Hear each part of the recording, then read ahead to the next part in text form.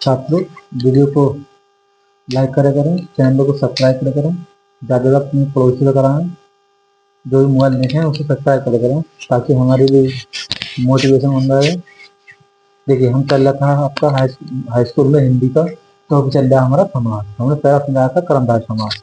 कर्म बताया था जिसमें कर्म की प्रधानता हो, चाहे वो प्राकृतिक हो या मनुष्य के द्वारा, के द्वारा हो। ठीक है, जैसे कर्म के द्वारा, जैसे कोई व्यक्ति प्योर बहुत सुंदर, ठीक है, या उससे कोई भी अंग इतना सुंदर है जो प्राकृतिक से मेल खा रहा हो। जैसे कह लगे कि मुंह कैसा है चंद्रमे के समान, आंख कैसी हिरण के समान, इससे भी तुलना की जाए, जहाँ प्राकृतिक से तुलना की जाए, तो वहां पर बताया था हमने कर्मधारय समास। अव्ययीभाव समास बताया था हमने, दूसरा टॉपिक समझाया था अव्ययीभाव समास।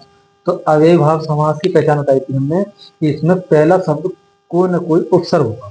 ठीक है, कोई ना कोई उपसर्ग होगा, अनु, यथा, ठीक है, उपगंगा, ठीक है नहीं, इस टाइप के सवाल में प्रति, प्रत्यक्ष, इस टाइप के सवाल में जो आपके आंग मतलब पहला शब्द अगर कोई सा भी उपसर्ग दिखाई दिया तो आप अव्ययीभाव समास लगा दीजिए। सबसे हार्ड लगता है परंतु सबसे हल्का होता है ना।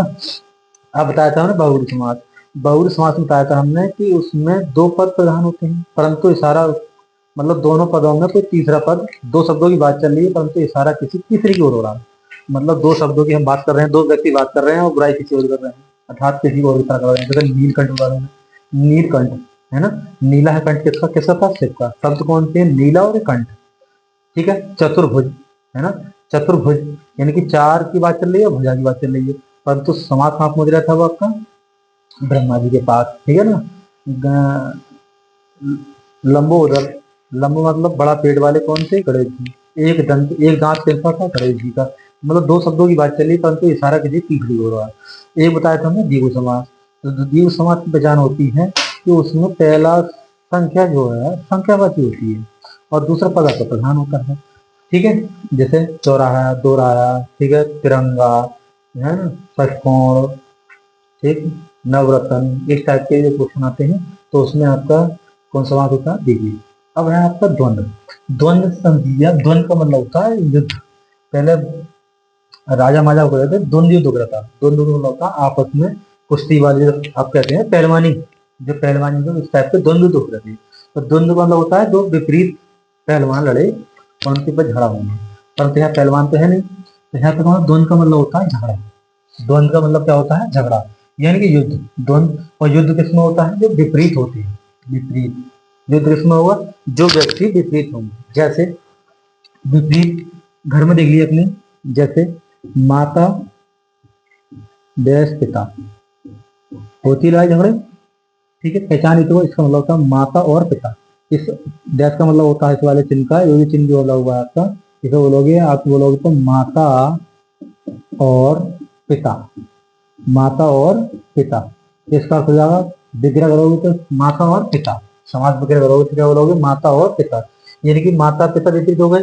ठीक, छोटे छोटे बच्चे होते हैं तो क्या होता है, भाई और बहन, झगड़े होते हैं भाई बहन में ना, होते हैं, क्या हुआ, विपरीत है, लिंग भी विपरीत है, इसलिए इनमें झगड़े होते हैं। जैसा क्या लगा, और क्या होती है, अब पड़ोस में आएगा, गोरा और काला, हो गए विपरीत। एक गोरा है, ठीक है, एक बोल देंगे लंबा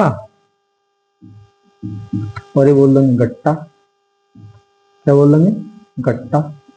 ठीक है, ये बोल देंगे बौना, ये सही रहेगा, लंबा और बौना, लंबा और बौना।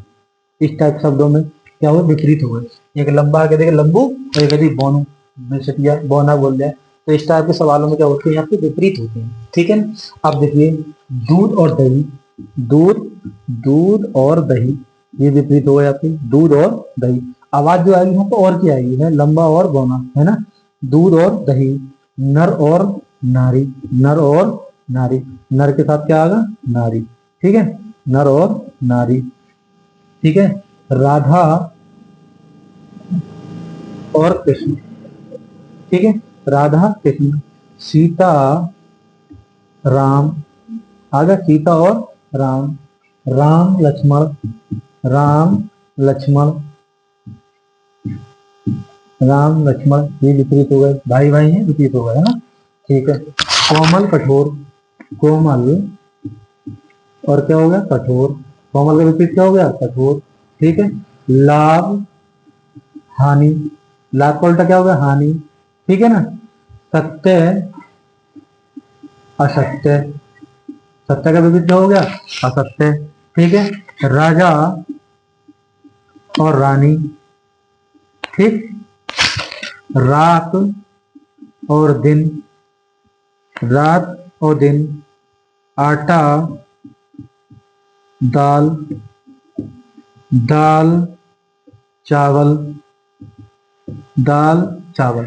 अर्थात क्या है, जो जो आपके अंदर है ना, जो एक साथ शब्द बोले जाते हैं, जो एक साथ शब्द बोले जाते हैं, उनमें भी आपका आपका द्वंद्व समास रहता है। जैसे सुख और दुख एक साथ आते हैं ना, ये सुख, और सुख के साथ क्या आता है आपका? दुख आता है शब्द ना, सुख और दुख, तो ये भी एक साथ शब्द आते हैं। मतलब कुछ शब्दों में जहाँ पे आपको ये योजना चिन्ह ये वाला, तो समझ लीजिए आपका द्वंद्व है, और दोनों विपरीत, अधिकांश में विपरीत होते हैं। जैसे देवी देवता, उच्च और निम्न, एक हो गया उच्च तो एक हो गया निम्न, एक उच्च हो गया तो दूसरा क्या हो गया? निम्न हो गया। ठीक, पुत्र और पुत्री, दादा दादी, चाचा चाची, है ना, राजा रानी, छोटा बड़ा, छोटा बड़ा भी जाएगा आपका, छोटा और बड़ा भी बोल सकते हैं यहाँ पे ना, छोटा और बड़ा क्या बोल सकते हैं? छोटा और बड़ा। ठीक, दादा दादी, नाना नानी, नाना और नानी। इस कंडीशनल शब्दों में आपके क्या होगा? द्वंद्व समास। आपस में विपरीत भी होते हैं।